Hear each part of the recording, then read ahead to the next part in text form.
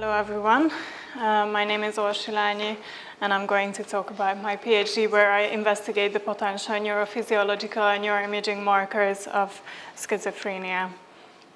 So I'm a psychologist at the Department of Psychiatry and Psychotherapy at Semmelweis University, and my vision is to understand the biological background of psychiatric disorders, especially schizophrenia spectrum disorders.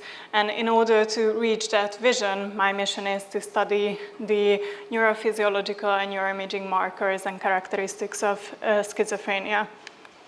So at the moment, at this program, I have two ongoing projects, and I'm going to introduce my first one, where I investigate the motor cortical TMS-EMG protocols as new potential biomarkers for schizophrenia.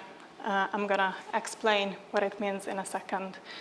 So schizophrenia is a severe psychiatric disorder which has a worldwide prevalence around 1%, and this prevalence has shown a significant increase in the last couple of decades. Schizophrenia can be characterized by positive, negative, and disorganized symptoms, which already show you how heterogeneous this disorder is. And this kind of heterogeneity is not very well explained by current diagnostics. Current diagnostics in the field of psychiatry is based on observation, and it's not supported by any kind of biomarkers. It's based on the Diagnostic and Statistical Manual of Mental Disorders, the DSM, and a structural interview is made by the clinician to provide the diagnosis. And the reason for this is that we don't understand the pathomechanism of schizophrenia or any kind of psychiatric disorder. There has been an explanation for the pathophysiological mechanism of schizophrenia, which is the cortical excitation inhibition imbalance. When transcranial magnetic stimulation is combined with electromyography, so TMS is combined with EMG, we can measure this kind of cortical excitability.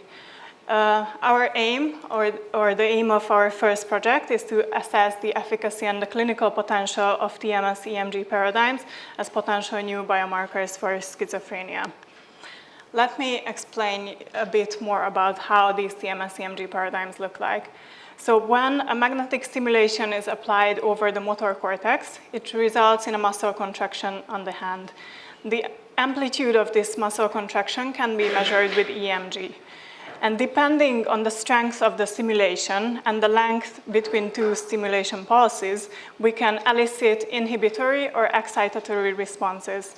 For my study, we focused on short interval intracortical inhibition, SICI, which you can see on panel B, long interval intracortical inhibition on panel C, cortical silent period on panel D, and intracortical facilitation on panel E. There were 3 inhibitory responses and 1 facilitatory response. You can see my methods here. We searched 3 databases and we detected 1,700 articles, and after the full text selection, we included 36 articles in our analysis. Here you can see the forest plot for our first outcome measure, which is short interval intracortical inhibition, SICI. SICI is a TMS-EMG paradigm of cortical inhibition. This is a ratio number which expresses the amount of inhibition. The bigger the number, the smaller the inhibition is. So for example, a SICI of 80 means a 20% of inhibition. We studied SICI in schizophrenia patients and compared them to healthy control groups, and our pooled effect size was mean difference. You can see on the forest plot the articles from 0 to left. The fewer articles, they found increased inhibitory response in schizophrenia patients, where most of the other studies from 0 to right, they found that there was a decrease in inhibitory response in schizophrenia. This result is statistically significant, and we detected an almost 14% difference between schizophrenia patients and healthy controls in terms of inhibitory response, which we believe has a clinical significance or relevance. To detect the potential factors of heterogeneity, we examined many moderator variables, demographic variables, medical variables, and experimental variables. I'm showing you here the effect of, or the association between psyche and medication status.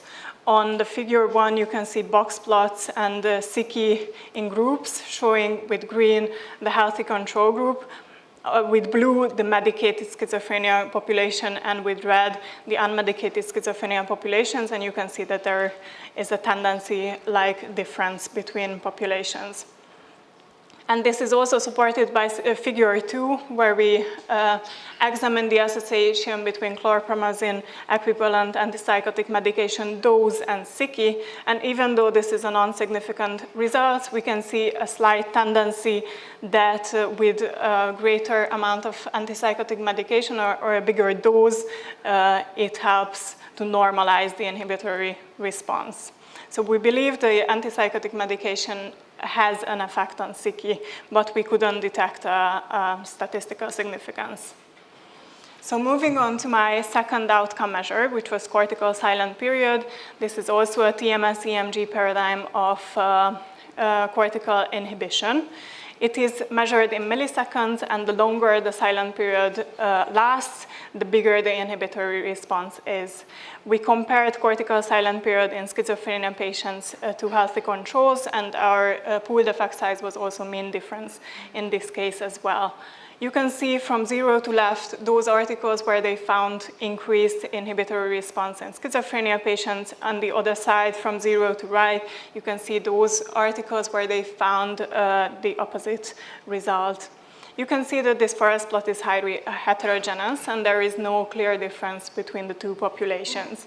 We also investigated a bit about the potential underlying factors, and one of them I highlighted in figure 2, where we checked the difference between medicated schizophrenia patients and unmedicated schizophrenia patients. And you can see that there is a tendency-like difference between the two populations, but we could not explain, or this result did not explain all of the heterogeneity, and this is a non-significant but tendency-like result. So to sum up, in this study, we found out that psyche is a reliable TMS-EMG paradigm that shows a clear inhibitory deficit in schizophrenia. And this supports that hypothesis that there is an excitation-inhibition imbalance in schizophrenia. Our results have several implications for practice as well as for research. For practice, we believe that psyche could be potentially used as a supportive biomarker of diagnosis. But we believe that the other TMS-EMG paradigms do not have any much clinical relevance. For research, we believe that there should be made studies with bigger sample sizes to avoid statistical bias and methodological difficulties, and more research is needed on medication.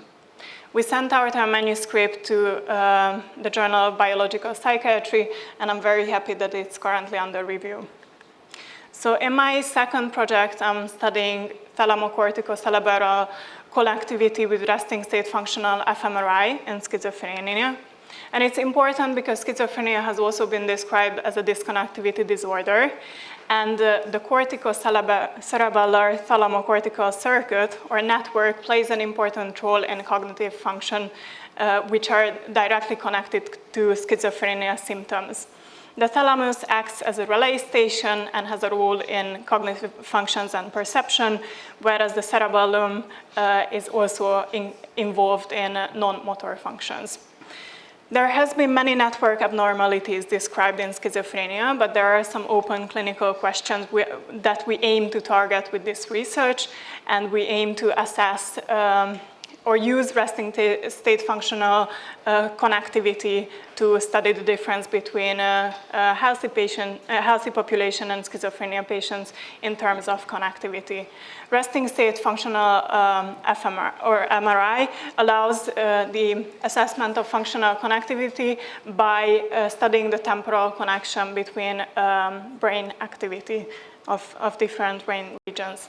So we conducted our preliminary search and we identified many articles to work with. We are going to use the software and the MATLAB toolbox to analyze neuroimaging data, which is quite novel in this project. So we found this project feasible and we are going to move on with the Prospero registration. So I thank you for your attention and I'm looking forward to your questions.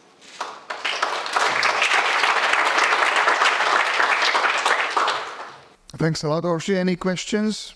It's a very exciting study, but those patients who had specific correlation with the investigated marker, were they investigated with MRI? Because there are many subclinical microinfarcts, silent infarcts involving also this region between the cortex and subcortical region.